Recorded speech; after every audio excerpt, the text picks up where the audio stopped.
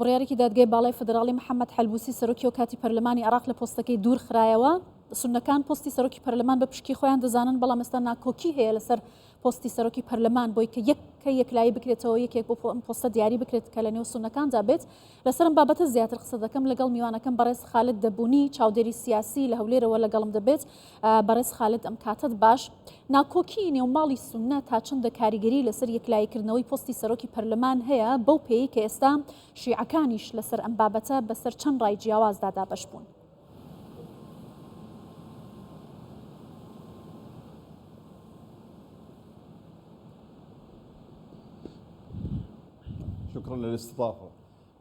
سوپاستان دەکەم بۆ میوانداریتان. لە ڕاستیدا و کێشەیەکی هەیە لە نێوماڵی سونەکاندا یاخود کوتلە سیاسیە سونیەکان ئەمڕۆ لە دایک نەبووە. کێشەکە لە چەند ساڵی ڕابردووە بۆ ئێستا ماوەتەوە کە بینیمان پارچە پارچە بوون و هەروەها جیاوازی و ململانێ دروست بوو لە نێوان ماڵی سونە لەسەر بابەتەکان و دەربارەی ئەوەی کە ئەم پارتانە بەداخەوە پرۆژە سیاسی و پرۆگرامە سیاسیەکەی خۆیان لە دەست داوەوە نەیان ماوە کە پێویست بوو بەمە خزمەتی مکەونی سونی بکەن و هەروەها فیەکانی دیکەی خەڵکی عێراق. و لەبەر ئەمە وا دەبێنین کە ئەم ململانەیە کە هەیە لەسەر ئەم پارتانە لەسەر پۆستەکانە یاخود ئەو ئیمتیازاتانەی دەسەڵاتە کە کاتین ئەمە ئەگەری سەرەکیە کە کێشەکە تاوەکو ئێستا چارەسەر نەبووە. ئەمە کاریگەری کردووەوە دەرهاوێشتەی هەبووە بۆ سەر جادە دەبینن کە جادە چی کردووە، دەنگدان لەلایەن خەڵکەوە بۆ ئەمانە چۆن بووە، کەمتر بووە لە 20%. ئەمە لە ئەنجامی ئەو پراکتیزەکردنە خراپ و فاشیلەیە کە پارتە سیاسی سونیەکان دەیکەن. باشە، ئەم پارتانە تاوەکو ئێستا کار دەکەن بۆ یەکلانەبوونەوەی پۆستی سەرۆکی پەرلەمانی عێراق تەنها هۆکاری ناکۆکی نێوماڵی سونە و شیعەیە لەسەر بابەتە یا هۆکاری دەرەکیش کاریگەری لەسەر ئەم پرسە لە نێو پەرلەمانی عێراقدا هەیە؟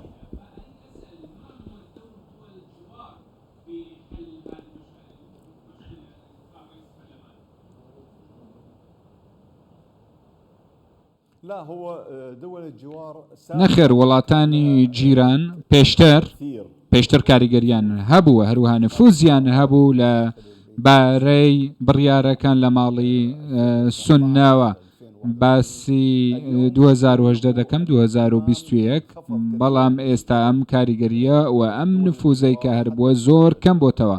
هەتا ئەو وڵاتانەی کە زلهێزن لە سینەدۆڵەتیدا دیارن بۆ ئەوەی سەرۆکی پەرلەمان هەڵبژێردرێ، گۆڕانکاریەکی زۆر و جیاواز دروست بووە لە هەرێم و لە ناوچەکە و لە جیهانیش. گرنگی سەرۆکی پەرلەمان بۆ ئەم وڵاتانە گرنگێکی زۆری نییە و لاوازە و ئەم بڕیارانە ئێستا دەردەکرێن لە نێو ماڵی سونیدا، لە نێو ماڵی سونیە لە نێو خۆیانە ئەجێندا و بڕیار و پلانی نێودەوڵەتی لە دواوە نییە. ئەم مەشهەدەی ئێستا دەبیندرێت دوو کوتلە هەیە یاخود دوو لایەن هەیە. لایەنی یەکەمیان بەڕێز حەلبوسیەکە دەیەوێت کەسێک یاخود نوێنەرێک دابەندرێ بۆ سەرۆکی پەرلەمان، بەڵام لە ئەنبار نەبێ، لە دەرەوەی سنووری جوگرافیایی ئەنبار بێ. ئەمە چونکە دەیەوێ نفوزی خۆی بۆ هەڵبژاردننی داهاتوش بمێنێ و بەردەوام پێ بکە. وەلایەنی دووەمیشیان ئەوەیە کە بەڕێز سالم عیساویان دەوێت و پشتیوانی دەکەن و دەیانەوێ بە بیکەن بە سەرۆکی پەرلەمان و ئەم پۆستە وەربگرێ تاوەکو هەڵبژاردننی داهاتوو دەکرێت. کێشەکە ئەمەیە. باشە، بەڕێز دەبوونی پارتەکەی محەممەد حەلبوسی پارتی تەقەدوم کە نوێنەرایەتی زۆرینەی سونەکان لە نێو پەرلەمانی عێراقیش دەکات، بۆچی تا ئێستا نێتوانیوە سەرکەوتوو بێت لەوەی کە ڕای زۆرینەی سونە سەبارەت بە یەکلایکردنەوەی ئەم پۆستە وەربگرێت؟ بەشێک دەڵێن حەلبوسی شکستی هێناوە یا تەقەدوم شکستی هێناوە لەم ململانێ و ڕکابەریە کە لە نێو ماڵی سونە لەسەر پۆستی سەرۆکی پەرلەمانی عێراق هەیە. ئای وایە؟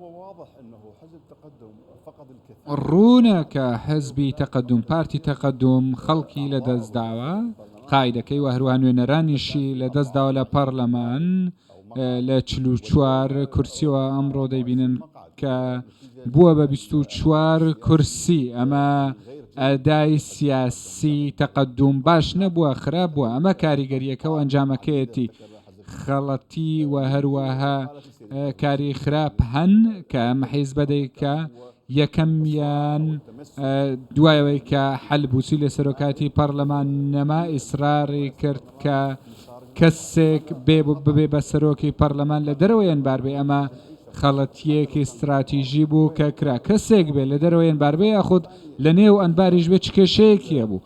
خەڵەتی دووەم کە کردیان ئەمە بوو ئەم مامەڵەکردنە شڵەژاوە لە نێو ماڵی سونی یاخود لە دەرەوەی ماڵی سونی و دواتر ئەمە وایە کرد پارتی تەقەدوم وا ببێت و نمایش بکرێت کە بەرەنگار و خەڵکێکی زۆر نەیاریان هەیە لە نێو ماڵی سونی یاخود لە دەرەوە. چوارچێوەی هەماهەنگی بۆ نمونە تەیاری شیعی لایەنە شیعیەکان ئەمانیش پارچە بوون لە نێو خۆیاندا لە بابەتی سەرۆکی پەرلەمانەوە. هەندێکیان پشتەوانی حەلبوسی و کاندیدەکەی دەکەن و هەندێکیشیان پشتیوانی لایەنێکی دیکە دەکەن کە ئایساویان دێ و لایەنی سێمیش ئێستا پەیدا بووە کە پێمان وایەمان سەر دەکەون. پەرلەمان بە سەرۆکایەتی من دەلای کار دەکات تاوەکو ئەم دەورە ئینتیخابی تەواو دەبێ و دواتر وای دەبێنن کە ئەنجامی ئەم ئەدای سیاسیە خراپەی سونیە کە دەکرێ وا پێدەچێت کە پەرلەمان بۆ مندەلاوی دەمێنێتەوە. زۆر باشە بەڕێز خالید دەبوونی چاودێری سیاسی زۆر سپاس لە هەولێرەوە لەگەڵمان بووی.